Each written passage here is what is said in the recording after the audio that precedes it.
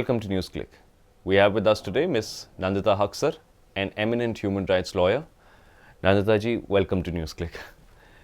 Nandita ji, there's something very startling that's come to light recently, which is that the public prosecutor who was involved in the Malegaon case, in the Malegaon blast case, Ms. Rohini Salian, has come out in the open saying that she was being pressurized by the NIA and that an NIA official had personally contacted her to say that she should go easy on, or she should go soft on the Malegaon blast accused. What do you think are the implications of what she's just said? Actually, to understand the implications, because they are very, very important implications for future of Indian democracy, really, is that we should remember a little bit about what was the Malegaon blast. Right. As you know, it was in September 29, 2009. There was a blast in which 4 Muslims and around 79, I'm sure mostly Muslims, got injured. Now, immediately the media and everyone around the officials sort of said that it must be Muslims. And it was very odd because why would they have a blast in the middle of a Muslim majority town? But nobody seemed to ask these questions, and they in fact arrested some people. Then the whole crime went for investigation to the ATS, that is Anti-Terrorist Squad, of which the head was Hemant Karkare. Hemant Karkare himself is a very honest, upright officer, and he was in the RAW.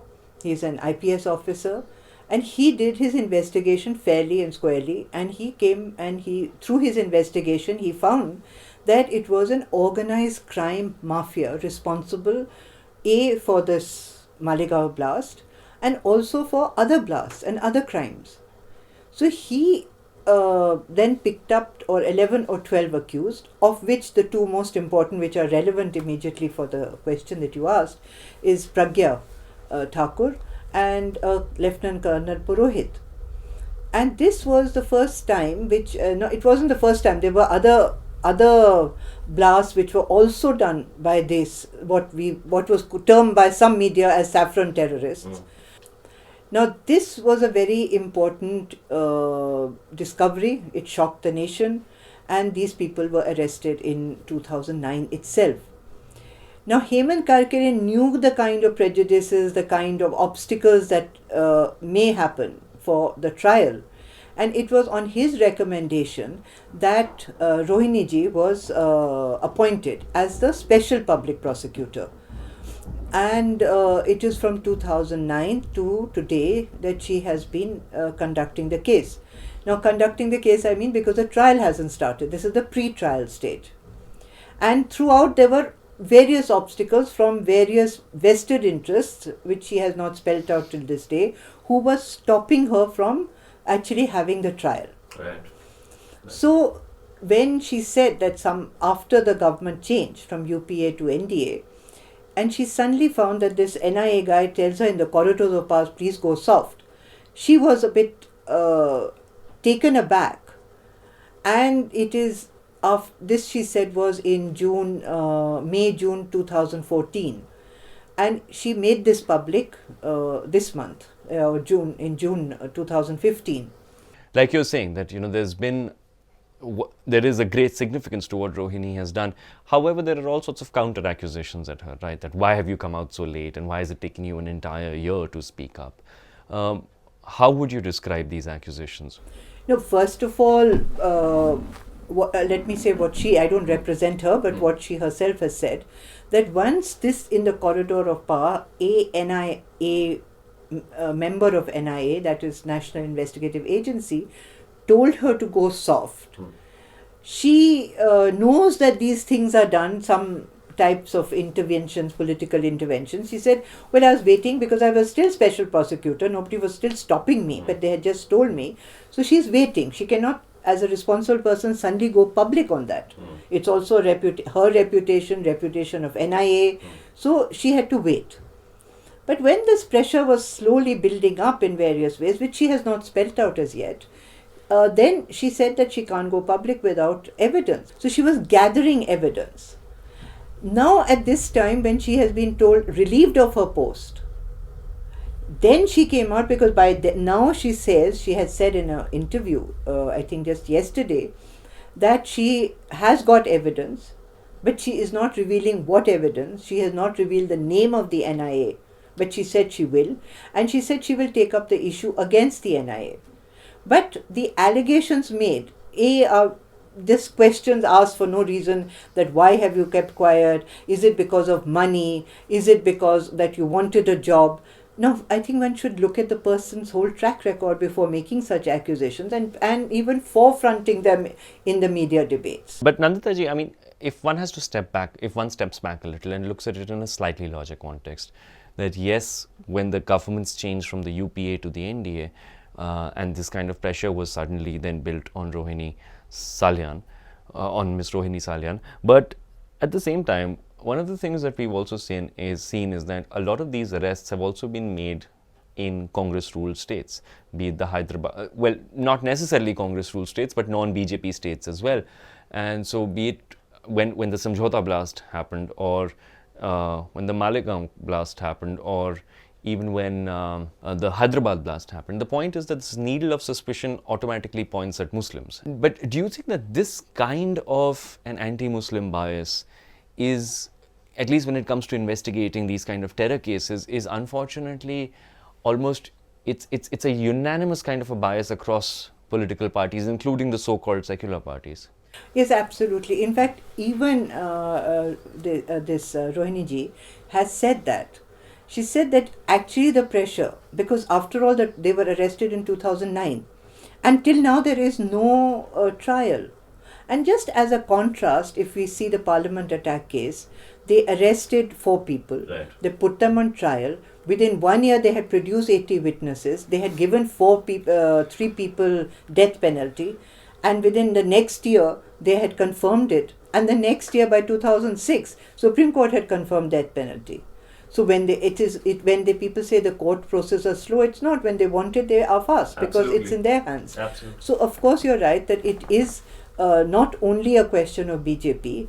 It is, I think, those trends which were been going on in our countries post-partition, and we saw the Sacha report, we saw the biases that he has documented. In that context, this whole trend suddenly gets legitimacy by a government which openly practices a Hindutva ideology. That is the difference. But yes, of course it is from the time of UPA and from the time of Congress government, from 47. Right. Where do you finally see this headed? Do you think that Ms. Salian's, and I think that it required immense courage for her to come out in the open, and do you think Ms. Salian's revelations will lead to something positive?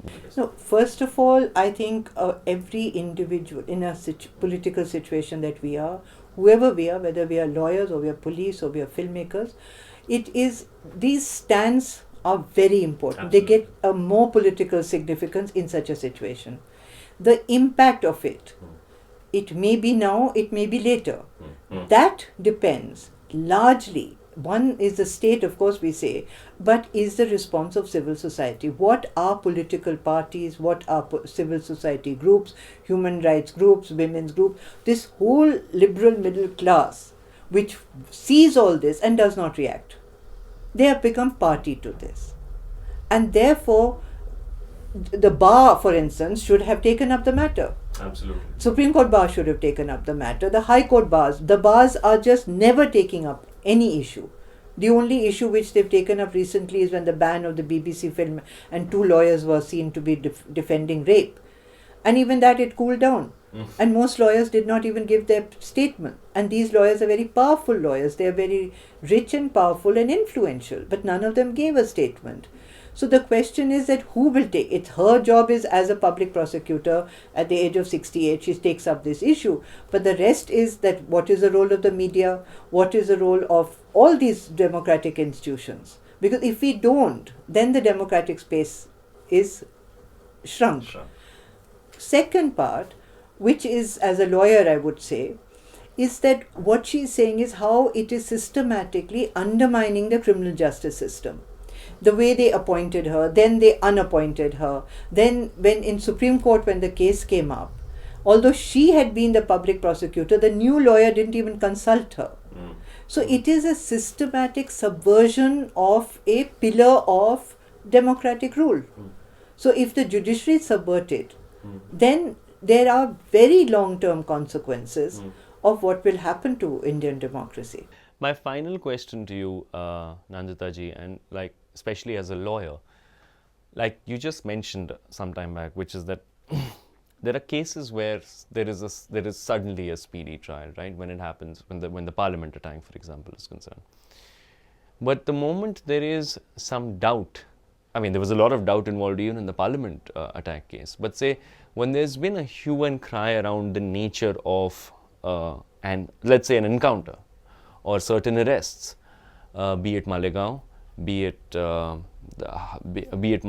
be it Hashimpura, which took so many years for the verdict, or be it the Butler House encounter where young students from Jamia have been arrested and those cases just seem to be going on endlessly.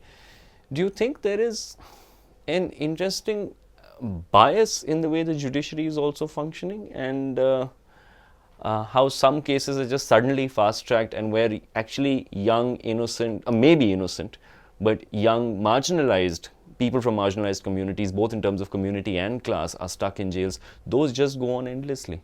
Of course there is a bias. But as I said, there is a bias. There is inefficiency in our investigative methods. There is corruption, which has beyond communalism. It is communal. There is a impact also on the war of terror, which the so-called war of terror. There are many, many factors. But then it's like an overwhelm. If we get overwhelmed by these factors and say nothing will come out of it, that is what I'm afraid. That I feel that an act of courage of an individual, which has such a lot of social and political significance, it shouldn't be allowed to die down. Just as the corruption of Lalit Modi is not dying down, and there is all this, this one is as important in many ways. Because actually behind this, and I just want to say that what was she really protesting about? It's not only that she was told to go soft, but what was this case? This case was that these two people, especially Pragya and Colonel Purohit, Hemant Karkare, and in the charge sheet says that they were part of the syndicate, which was called, what was it called? Abhinav Bharat. Sorry, Abhinav Bharat, which was set up in 2006. Now, it is organized crime, a mafia, and therefore the Maharashtra Crime Control Organization Act was put on them. Now, this was very serious. It's not two individuals who just went off, and they're not uneducated extremists who are doing this. This is organized crime. She was a member of Durga Bahini. She's an MA in history. Lieutenant Colonel Purohit is part of the Indian Army. So the question is that this organization was also being looked at. Now Supreme Court has said that Bokoka doesn't apply to them. That is what also worried Rohini, that she had taken up this case and had fought it and not allowed them to get bail. She had argued, and now she is taken off the case.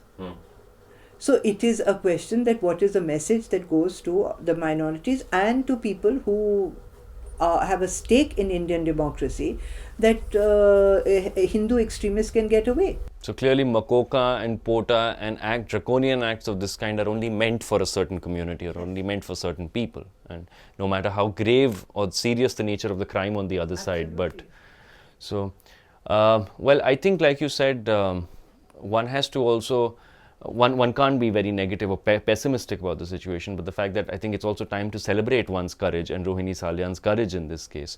So I think on that positive note, we'll end today's discussion. Thank you so much, Nandita ji.